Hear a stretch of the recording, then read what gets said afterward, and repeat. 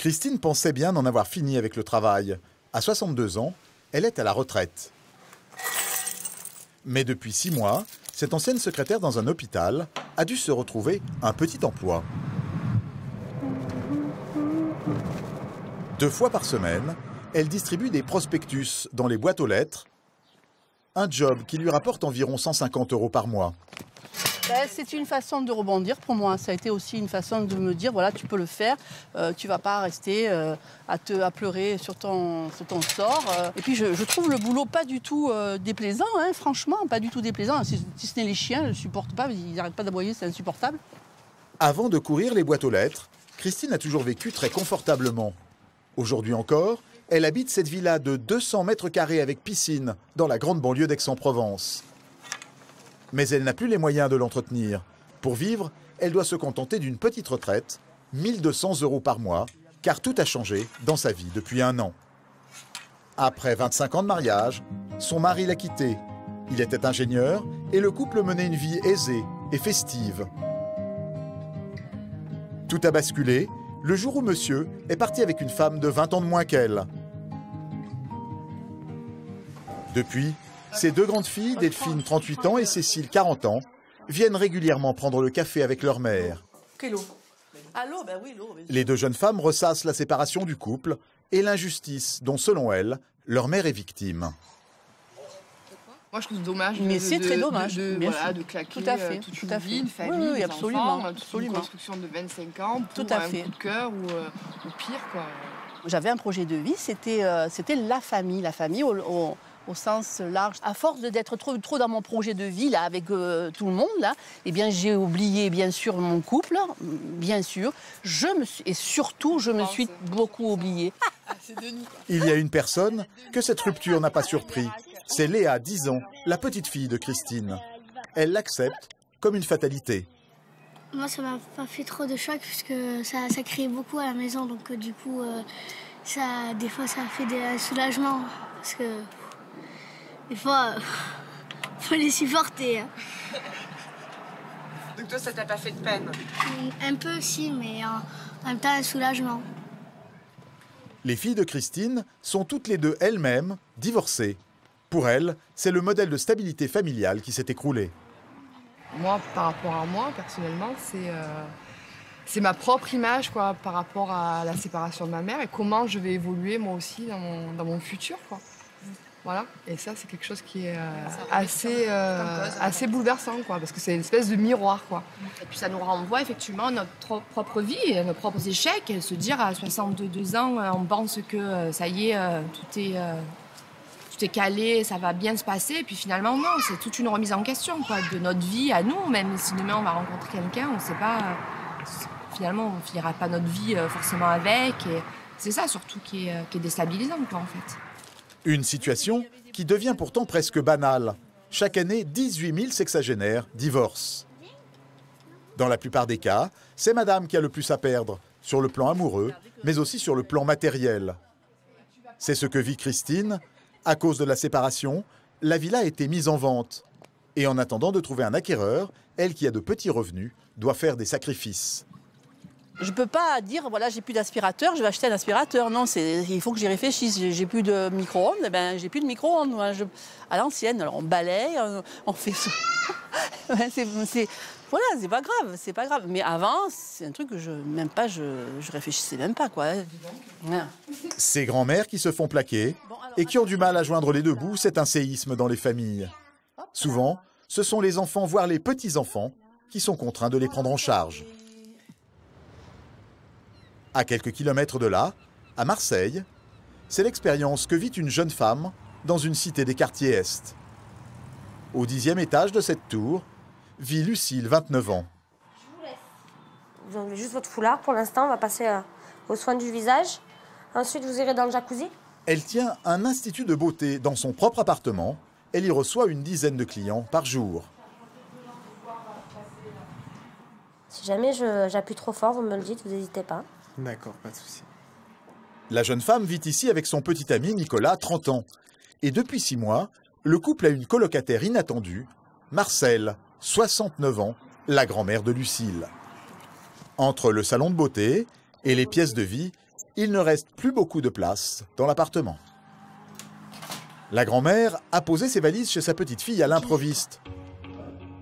Son mari venait de lui annoncer qu'il la quittait pour une autre et qu'il demandait le divorce après 50 ans de mariage.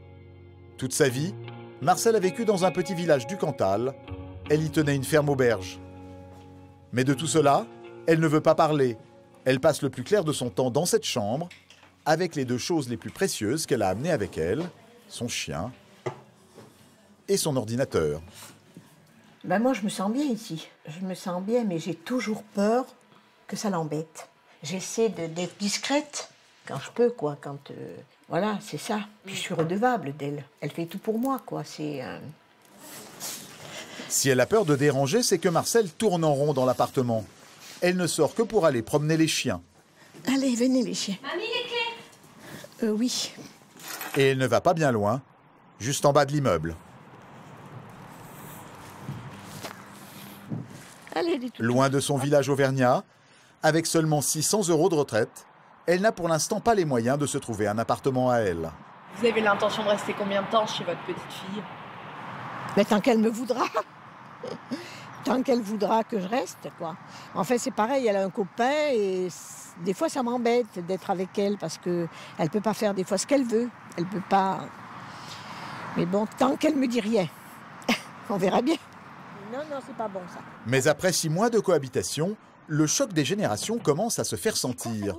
Lucille ne supporte plus d'avoir sa grand-mère dans les pattes et les frictions sont de plus en plus courantes. C'est bien, maman. Doucement. Ta journée, elle se résume à quoi? Tu te lèves le matin. Si je te bouge pas, tu vas pas t'habiller. Tu déjeunes, tu sors les chiens, tu remontes, tu mets ton cul sur la chaise blanche. Ah oui, qu'est-ce que tu veux que je fasse? Voilà. Elle a une voiture, elle a un GPS. Je lui dis, je te marque les adresses où tu veux aller. Eh ben non. Je connais pas Marseille. Elle a un GPS d'intégrer. Et alors, oui, mais le GPS, des fois, il s'arrête. Non, il marche. Il s'arrête. Il marche. La petite fille perd d'autant plus patience qu'elle est aux premières loges pour assister au déballage de linge sale entre ses grands-parents. Oui, allô? Oui, c'est moi. Tu m'as reconnu quand même. Que c'est l'expérience. Là, la grand-mère est au téléphone avec le grand-père. Ils n'en sont qu'au début de la procédure de divorce et ça n'a pas l'air de bien se passer. Ça va pas se passer comme ça. Ben, je sais bien que ça va pas se passer comme ça, mais il n'y a pas eu de fausse déclaration. Hein. Ah bon? Il insulte qui? C'est pas possible. Mais... Non. Je vais me jeter du 10e étage, je crois. C'est elle, la Corinne. À la base, on va chez les grands-parents pour être bien, pour rigoler, et moi là c'est tout l'inverse. J'ai envie de tuer les deux. Voire plus le grand-père que la grand-mère. J'en peux plus. Il y a des jours où j'ai envie de tout lâcher. Alors, Au bout d'une heure de conversation, c'est la petite fille qui ordonne à la grand-mère de couper court. tu lui dis, c'est bon. Ouais. On va manger. Bon, allez. Moi, je vais manger, alors. Putain, Ah, carrément, il t'a raccroché au nez. Vous pensiez que ça serait plus simple? Non, je pensais jamais que ça serait simple. Avec lui, non, c'est pas possible. Il me dit, je suis tout seul. Là, il t'a dit qu'il est tout seul. Il a dit à maman il y a 2 jours qu'il rentrait de chez ta copine. Eh Alors, ben oui, faut savoir. je te dis, il sait pas. Il dit blanc, il dit noir. Non, à mon avis, il veut pas dire qu'il a quelqu'un depuis 9 Ben, mois parce que sûrement. dans le divorce, ça peut changer les choses. Vivre nuit et jour, le divorce de sa grand-mère, c'est un peu envahissant. Et pas seulement pour Lucille, pour Nicolas, son compagnon, les tête-à-tête amoureux se font rares désormais. Lorsqu'il invite sa copine au restaurant, c'est toujours avec la grand-mère. Comme ce soir, où il dîne dans une pizzeria du vieux Marseille. 1, 2, 3. Le moment de complicité est précieux. Depuis l'arrivée de la grand-mère, la jeune femme a des hauts et des bas, et c'est souvent Nicolas, son compagnon, qui en fait les frais. C'est difficile pour lui, je pense. Quand moi, je pète les plombs surtout, parce qu'il est au milieu. Donc, bon, maintenant, moi, j'essaie de faire la part des choses. Mais c'est vrai qu'avant, je rentrais et le premier qui était devant moi, il y prenait, quoi. Donc, et c'était souvent lui. Difficile de savoir ce que pense vraiment le jeune homme, mais il donne le change. C'est vraiment le truc de la vie. Nous, elle ne nous gêne pas. Si on l'amène avec nous, c'est c'est avec plaisir et avec le peu de sorties qu'elle fait, heureusement, et parce qu'elle n'a pas de connaissances, elle n'a personne ici, donc elle n'a que nous. Elle a que nous, donc après c'est vrai qu'on essaye de se faire comme ça un petit repas, nous, et de la laisser à la maison, mais bon, c'est rare, on va dire. Cela fait 6 mois que la cohabitation dure et que Nicolas est toujours aussi prévenant. La grand-mère en est tout émue. Ça me touche, quoi. Mais le temps commence à être long pour tout le monde. Ce matin-là, lorsque Lucille ouvre son institut de beauté, sa première cliente est sa grand-mère. Comment tu me les fais alors? Ben je sais pas, tu veux quoi dessus? J'aimerais bien du blanc. Eh ben on fait blanc, c'est ça. Lucille a déjà vécu le divorce de ses parents quand elle était enfant. Étonnamment, celui de ses grands-parents semble la toucher bien plus. Moi le divorce de mes parents, j'étais petite, donc je m'en souviens pas forcément. Et mes grands-parents, vu ma position, je le vis depuis le début, donc c'est beaucoup plus dur, ouais. Et pourquoi votre mère ne s'occupe pas de votre grand-mère? Parce qu'elle ne se supporte pas. Elles vont se supporter, allez, peut-être 3-4 jours. Et au bout de 3-4 jours, ça va clasher. Donc il y en a une qui va hurler. Et il y en a une qui va se renfermer sur elle-même et qui va passer son temps à s'enfermer dans une chambre et à pas parler. Cette fois-ci, la grand-mère a compris qu'il ne faut pas qu'elle reste ici trop longtemps. Il faudrait que je trouve quelque chose, un petit logement pas loin, que je puisse... Ben oui, mais comme ça tu serais tranquille, quoi, je veux dire. Hein. Elle serait avec son couple, elle serait... Mais bon. Ce jour-là, les deux femmes ont à passer un appel téléphonique très important pour l'avenir de Marcel. Un tribunal décide aujourd'hui quelle pension alimentaire le grand-père va devoir lui verser en attendant le règlement définitif du divorce. Lucille appelle l'avocate de sa grand-mère pour savoir si la décision est tombée. Ah, allô? Oui, c'est la petite fille de Mme Pigot. Oui, bonjour. Bonjour. La question qu'on se posait surtout, c'était la contribution, la pension alimentaire. Hein, Oui. elle est bien de 692 € comme nous l'avions demandé. D'accord, donc elle était acceptée dans la totalité. Voilà. Nos demandes ont été acceptées, pour résumer. Hein, s'il ne les verse pas, on ira voir un huissier Oui. qui fera une saisie sur sa retraite. D'accord, au revoir.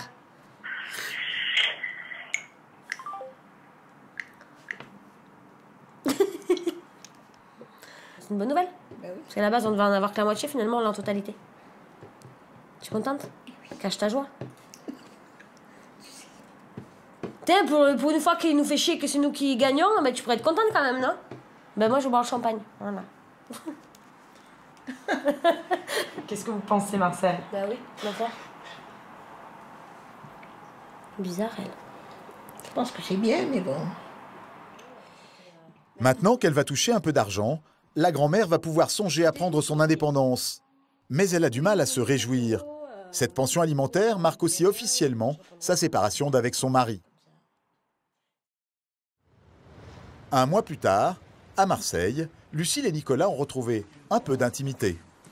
Tu vas bouffer encore le chien? Ben oui. Elle mange, ma mère. La grand-mère a fini par quitter les lieux. Lucille ne lui a pas laissé le choix. J'ai trouvé un appartement pour ma grand-mère. Et petit à petit, on est en train de faire les travaux et l'aménager. Donc pour l'instant, ça fait 2 nuits qu'elle dort chez elle. Uniquement. Et qu'elle descend manger à la maison. Ah, parce qu'elle est pas loin. Non, 3 étages au-dessus. Je pouvais pas faire plus près, je crois. Vas-y, prends une clé. Grâce à la pension alimentaire versée par son mari, Marcel a pu se louer un appartement dans la même tour que sa petite fille. Tu es dans le noir, toi? Tu payes pas cher l'électricité? C'est Lucille et Nicolas qui s'occupent d'aménager l'endroit.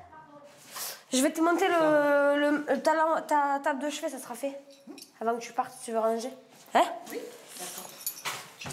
Oula, mais t'as fait du rangement! L'intérieur de l'appartement est monacal. La grand-mère n'a toujours pas pu récupérer ses affaires personnelles chez son mari. Comme une étudiante, elle a dû s'acheter des meubles en kit. Même là, c'est pas ça, putain. Donc à mon avis, j'ai dû me tromper dans les trous. À 69 ans, c'est la première fois de sa vie que Marcel vit seul. C'est bon? S'il te plaît? Ah oui, elle est belle celle-là. On met où là-bas? Elle m'a trouvé un logement, donc je suis là, et puis voilà quoi. Et vous êtes contente? Ah oui, Ça vous plaît? je suis chez moi. Et bien sûr, j'ai besoin d'elle. Hein. Pourquoi?